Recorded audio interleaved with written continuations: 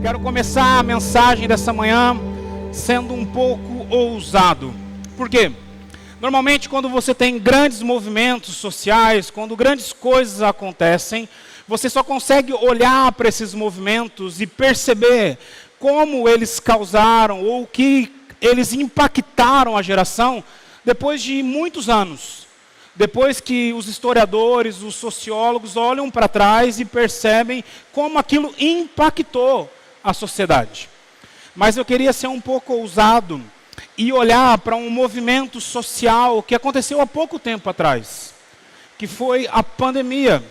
Esse processo social que nos trancou dentro de casa durante um período de 3 anos.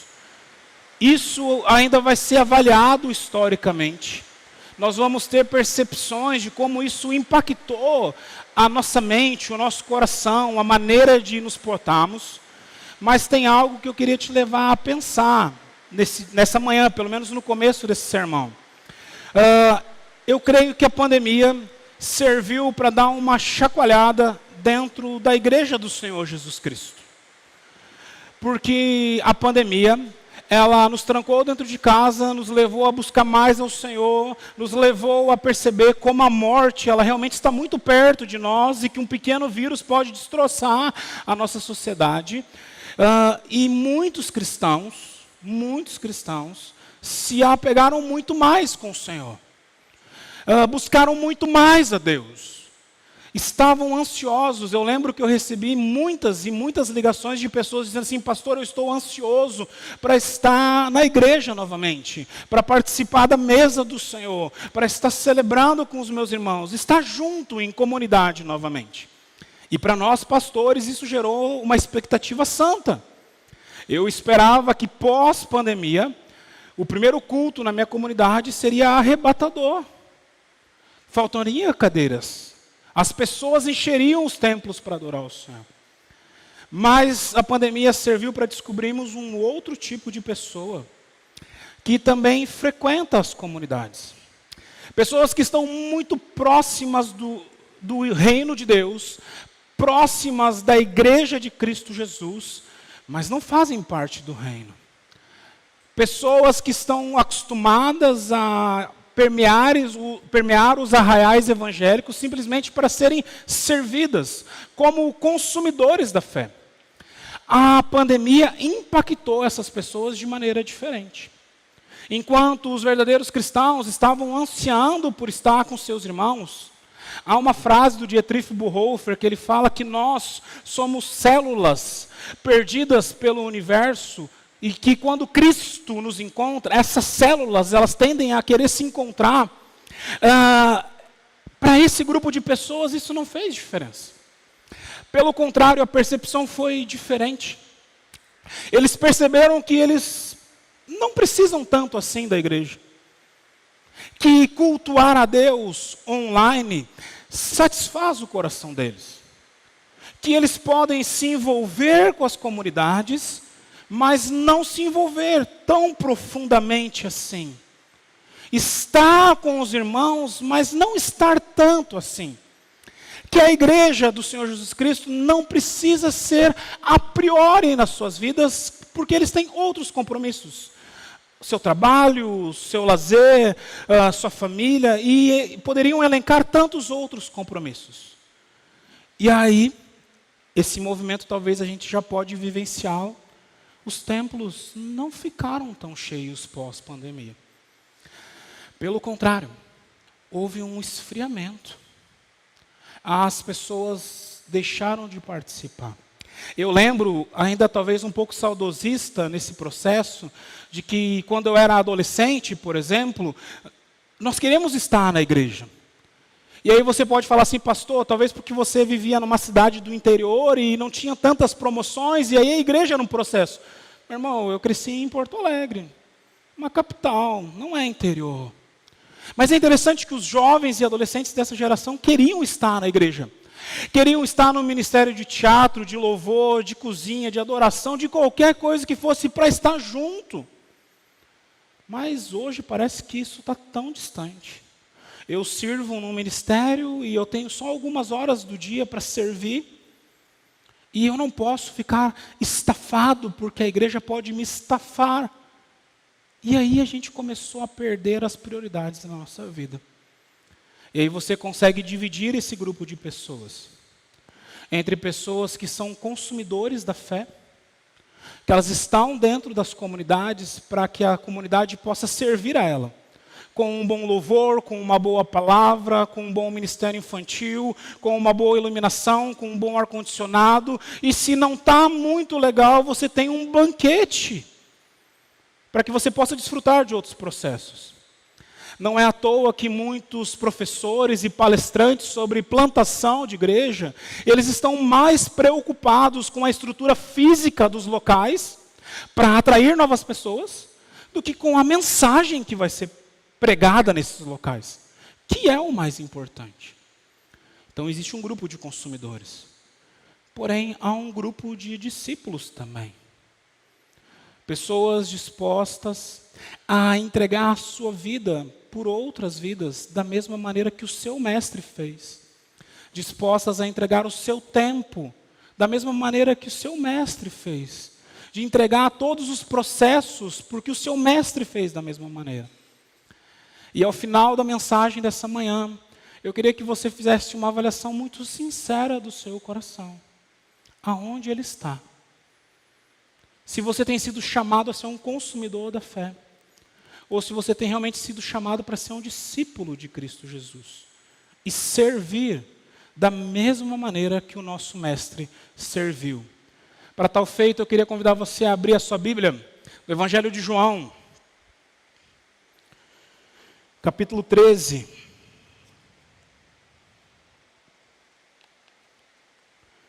Evangelho de João, capítulo 13. Nós vamos ler a partir do verso 1.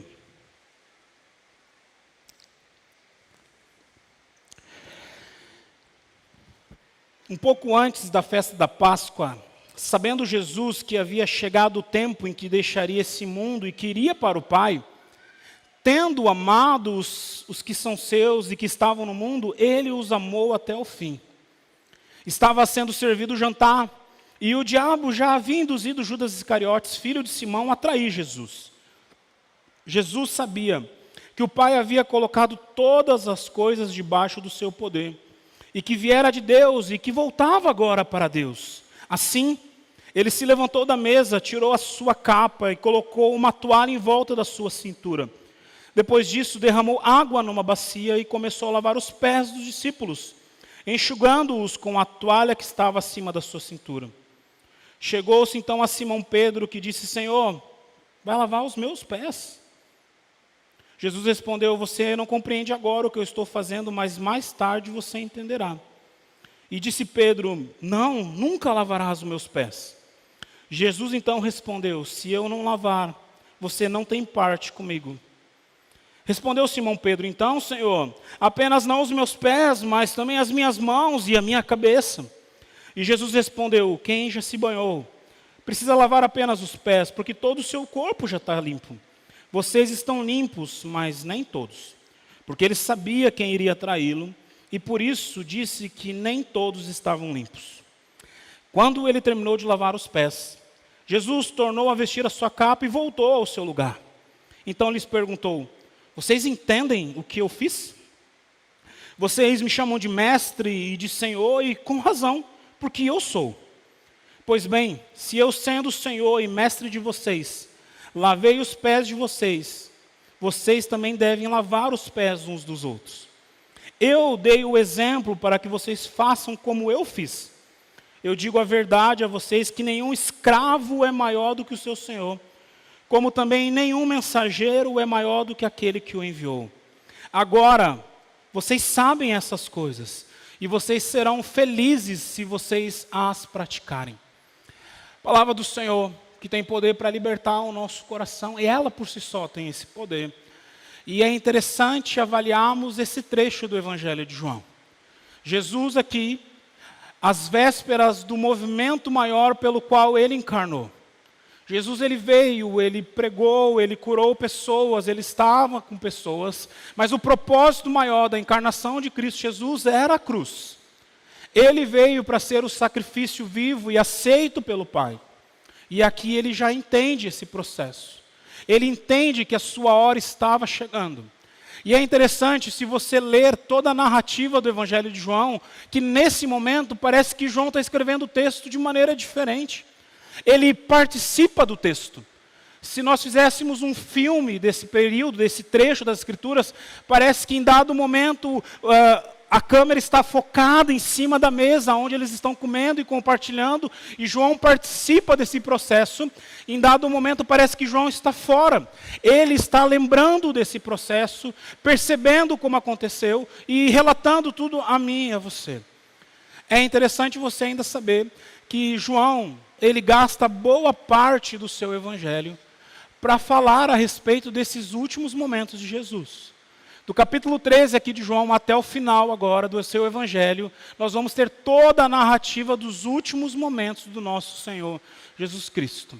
Mas eu queria falar com você nessa manhã sobre servir, sobre como ser servo, ser impulsionado e motivado a servir ao Senhor e dedicar não parte do seu tempo, não parte da sua vida ou da sua estrutura, mas dedicar a sua vida ao Senhor. Você estava morto em seus delitos e pecados e Cristo traz agora a você a vida.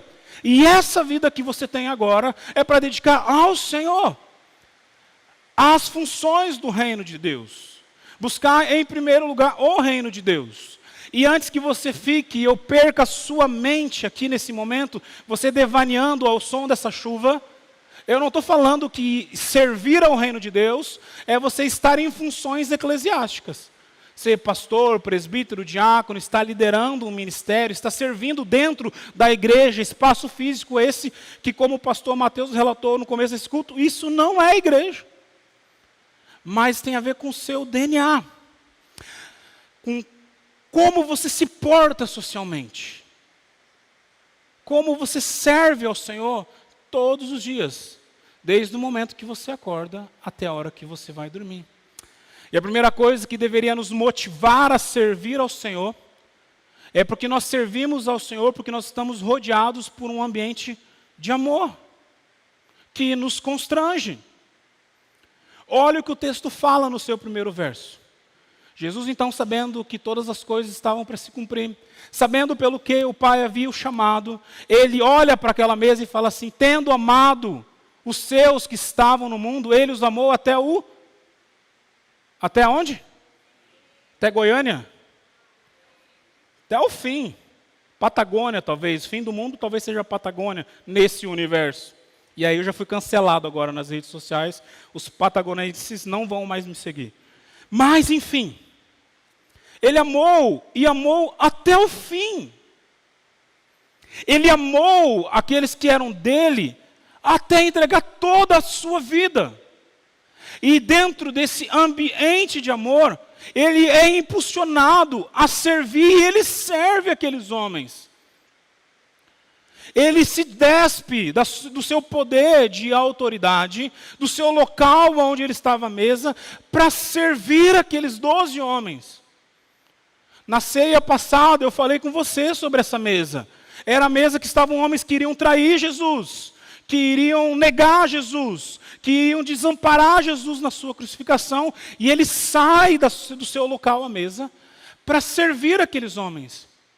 E isso acontece por causa desse redoma de amor, porque o próprio amor ali estava encarnado. Talvez você é muito novo, mas eu ainda peguei o resquício da geração que pai tinha lugar à mesa, até inventarem mesa redonda, daí acabou isso. Mas tinha o lugar do pai, da mãe, do filho. Jesus estava sentado, talvez a cabeceira da mesa, na nossa cultura, estar à cabeceira da mesa é uma posição de destaque. Tanto é que nós sempre brincamos que quem senta à cabeceira da mesa é quem vai pagar a conta, porque é uma posição de destaque. Nós não sabemos se Jesus estava à cabeceira da mesa ou ao centro da mesa, como é retratado na obra de arte. Mas ele sai do seu lugar para demonstrar que dentro desse ambiente de amor, nós somos impulsionados e constrangidos a servir. Nós precisamos fazer então 2 avaliações nesse momento. A primeira delas é se nós já encontramos esse amor. Se nós já descobrimos o quão arrebatador ele é. Se nós ainda vivemos algo parecido com amor, ou se realmente o amor de Deus está derramado sobre nós.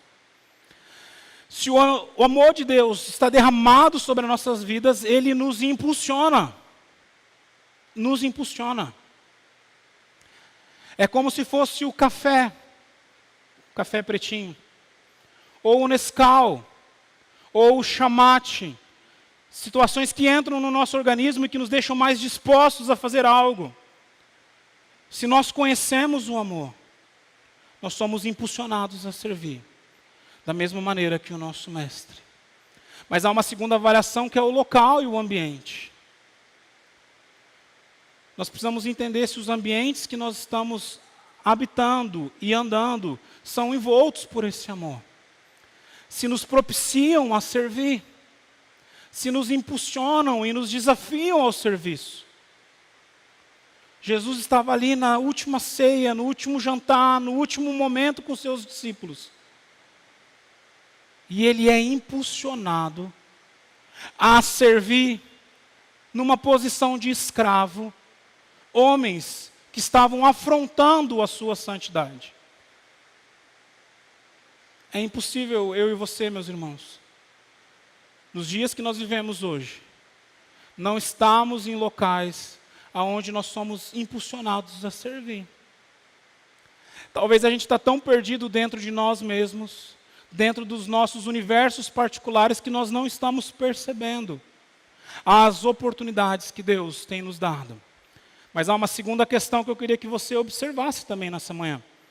Além do ambiente ter essa redoma de amor que nos impulsiona a servir, nós aprendemos um princípio muito precioso a respeito de serviço. A prática, o exemplo, precede o discurso. Guarda isso nessa manhã. A prática, o exemplo, precede o discurso. Se você observar o Evangelho de João, do capítulo 13 até o final do capítulo 17, é um sermão do Senhor Jesus. Quando ele para, então, aquele momento de ceia, de comer com seus discípulos para pregar o seu sermão. Falando sobre esperança, porque no capítulo 14 ele fala, olha, eu estou indo para um lugar, preparar morada para vocês. Tem de bom ânimo, não se perturbe o coração de vocês. Ele fala sobre o Espírito Santo, dizendo que ele precisava ir para que o Espírito Santo descesse e fosse o consolador da igreja. Capítulo 16, ele fala então sobre o modus operandi da igreja, como a igreja deveria se portar.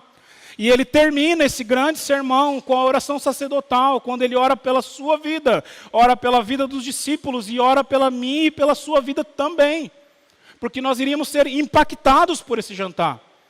Mas a introdução desse grande sermão, dessa grande explanação, não foi algo para captar a mente dos seus ouvintes, ou uma historinha contada para que todo mundo estivesse no mesmo local, mas foi a sua prática de vida. A prática precedeu o discurso. A nossa geração tem esquecido disso. Nós falamos demais. Nós temos boas intenções e bons discursos para todas as coisas. Você quer ver como isso começa cedo? Vá conversar com um pré-adolescente. Eu tenho uma espécime em casa, se você quiser eu te empresto ele um dia. Eles sabem tudo. Tem noção e resposta para tudo.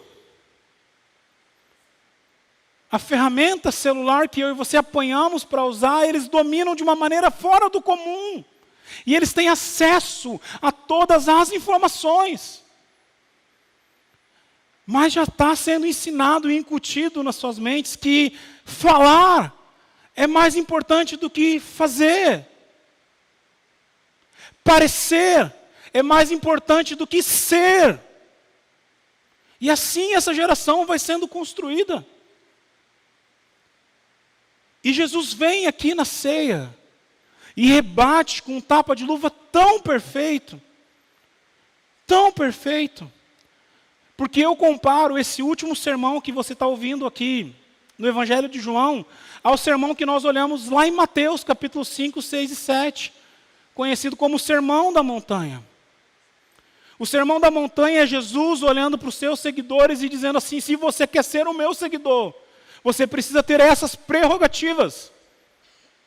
E aqui nesse último sermão, Jesus diz assim: se você quer, já é meu seguidor, você precisa ter agora essas esperanças. Mas ele serve antes de falar. O exemplo dele arrebata o coração dos discípulos antes de sair alguma palavra da sua boca. Ele é antes de parecer. Será que a gente está fazendo alguma coisa errada na nossa geração? Será que os nossos discursos, quando comparados com as nossas ações práticas, eles parecem a mesma coisa? Será que as pessoas, ao olharem para as nossas vidas, estão percebendo o evangelho que nós proclamamos com a nossa voz? Porque senão nós estamos perdendo tempo, meu irmão.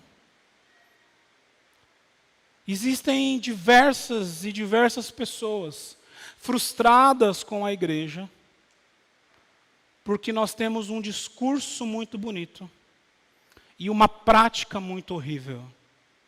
Um discurso que leva as pessoas ao amor, mas uma prática que conduz as pessoas ao ódio. Nós fomos chamados a servir. E não simplesmente servir quando eu e você desejamos, mas servir em todo momento, em toda situação. E a nossa prática deve preceder o nosso discurso. E aí eu quero te usar um exemplo para terminar esse ponto. Você lembra de Naamã? Lembra de Naamã? Ficou doente, não ficou? Quem que Naamã ouviu? O rei. Ele ouviu o profeta. Ele discorda do profeta. Ele ouve 2 escravos. Primeiro uma menina vira para ele e fala: se você conhecesse o profeta que há em Israel, o Deus que ele serve, ele teria poder para curar você. Ele vai procurar esse profeta, o profeta manda ele tomar banho no meia ponte, e ele fala assim: eu vou descer no meia ponte aqui. Sair lá das praias cariocas para vir banhar aqui no meia ponte. Daí um escravo levanta e fala assim: você já fez tanta coisa. Qual a dificuldade que tem de você entrar e tomar banho aqui? 2 escravos impactam a vida de um dos maiores generais registrado nas Escrituras. Talvez porque as obras deles, a maneira de servir deles, sempre falou mais alto do que o discurso. Talvez as pessoas não estão parando para nos ouvir.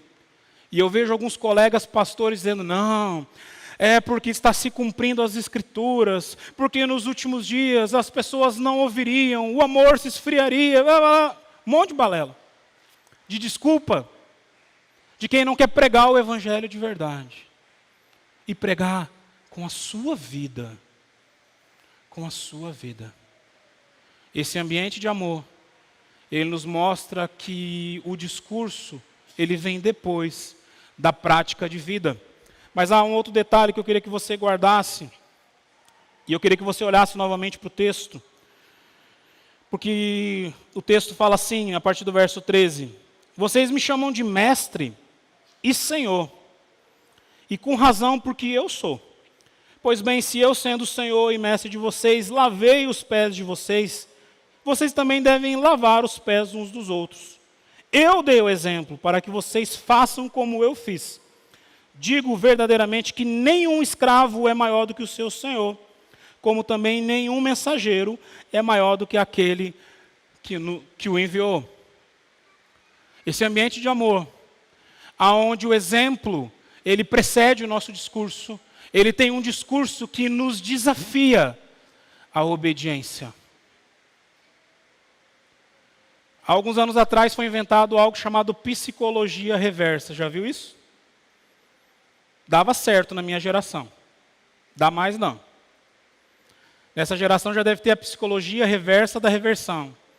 Eles jogam muito aquele jogo chamado Uno e descobriu que tem aquela carta que volta o jogo. E aí eles usam todo momento. Parece que Jesus está fazendo isso aqui.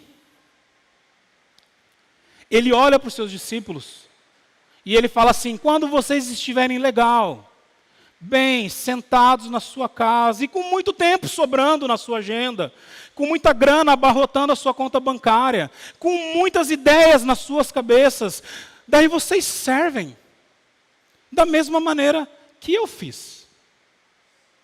Não foi isso que ele falou. Jesus aqui estava indo para a morte.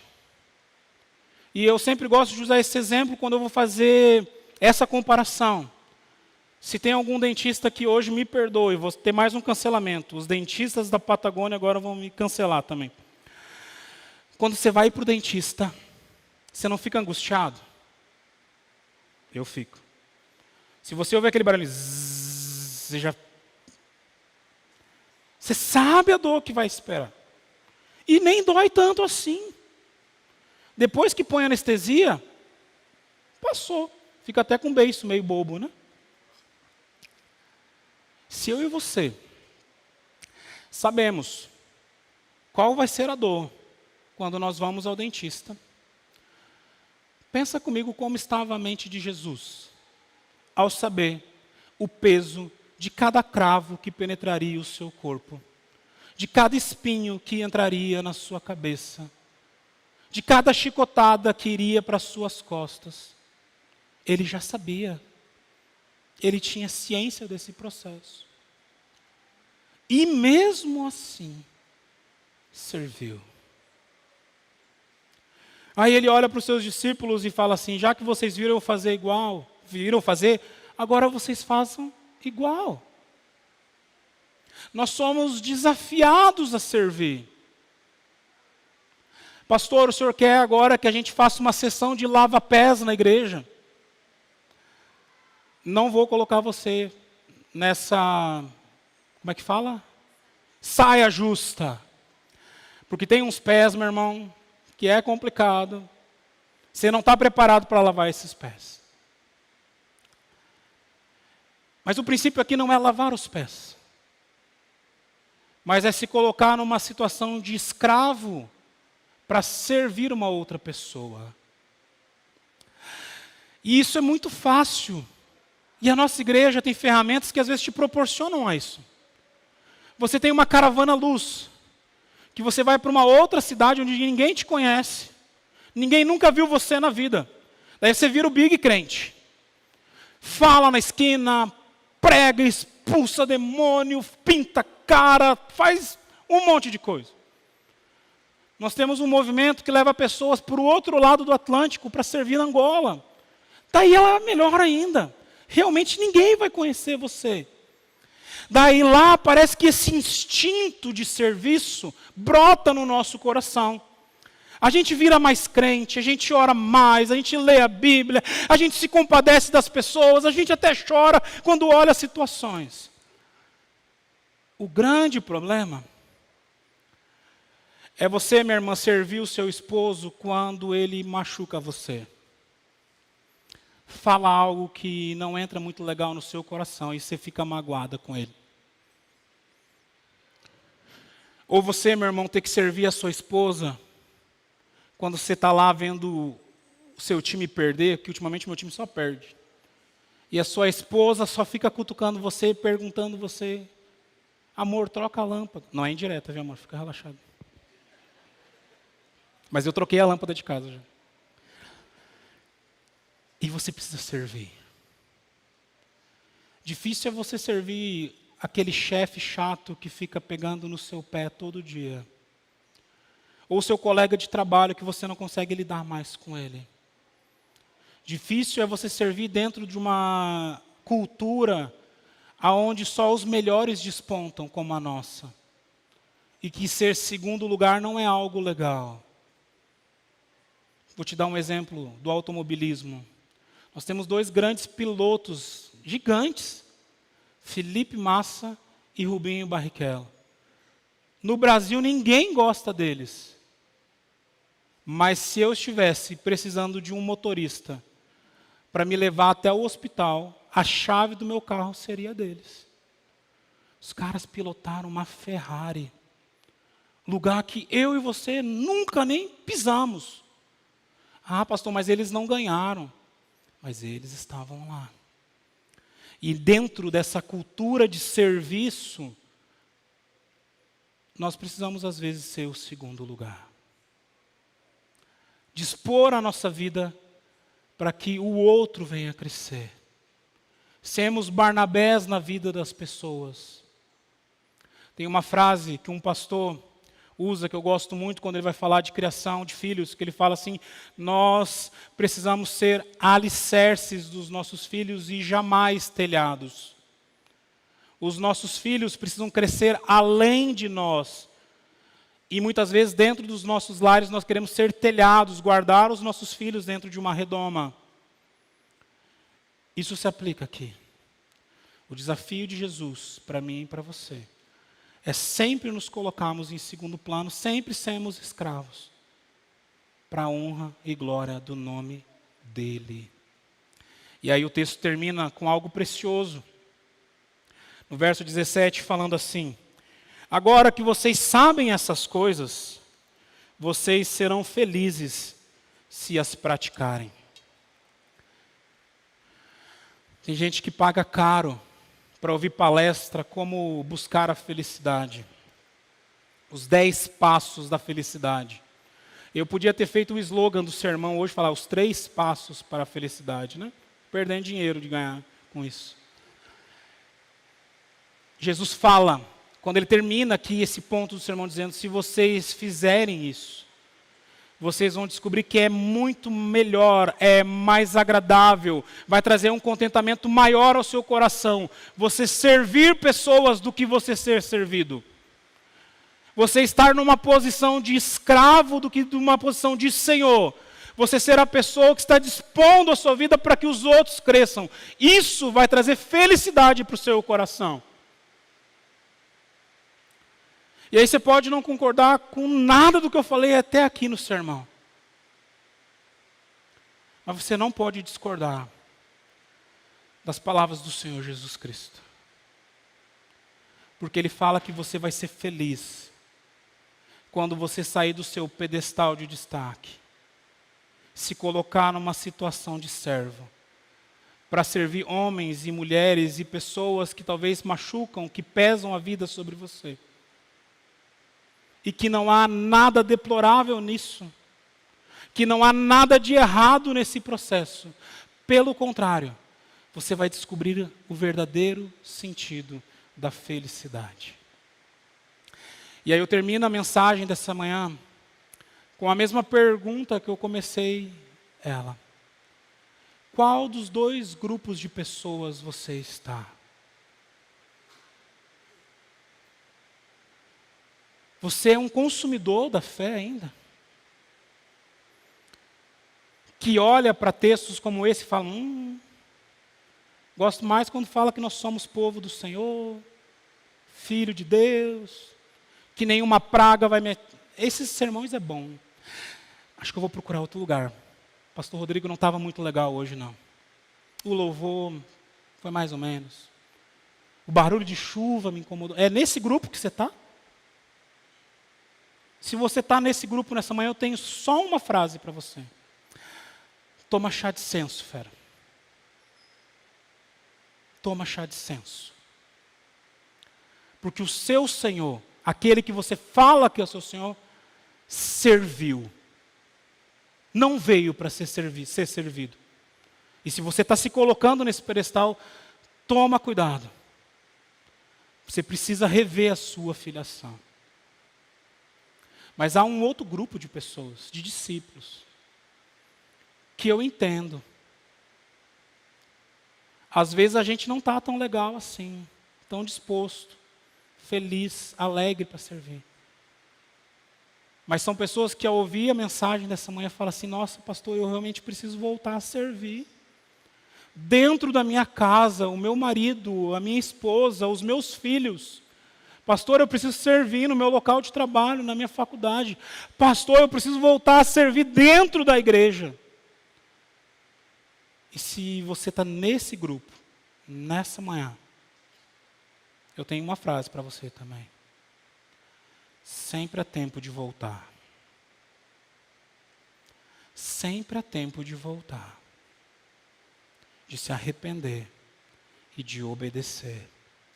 Nós somos desafiados a obedecer, como o nosso mestre também obedeceu ao Pai. Eu espero, meu irmão, com muito zelo e cuidado no meu coração, que a mensagem dessa manhã encontre guarida na sua mente nesse dia. E que realmente incomode o seu coração. Um incomodo santo, para que você se movimente em prol do reino de Deus. Deus abençoe você e guarde seu coração nos laços do amor do crucificado. Vamos orar? Deus, muito obrigado por essa manhã, tempo do Senhor. Obrigado porque em Ti temos certeza que podemos sempre voltar atrás, perceber as nossas falhas e erros e seguir, Deus, em prol do Evangelho. Perdoa-se por vezes, Deus, somos tomados de um orgulho e de um ego, achando que nós estamos aqui para ser servidos. Não, Senhor. Perdoa o nosso pecado. E inflama o nosso coração com chama santa do Senhor, para dispor, Deus, a começar o meu coração e o coração dos meus irmãos aqui nessa manhã. Movimentos para servirmos a cidade de Goiânia e impactá-la, Deus, com o Teu Evangelho. Deus, quero orar, Deus, nesse momento, para que o Senhor guarde o nosso coração. Abençoe, Deus, os lares. Deus, eu quero orar, Deus amado, por aqueles que estão adoentados, Deus, em nome de Jesus. Orar, Deus, pelas famílias que precisam de cuidado nessa manhã. Guarda, Deus, essas famílias, derrama da Tua paz, do Teu amor, Deus, em nome de Jesus.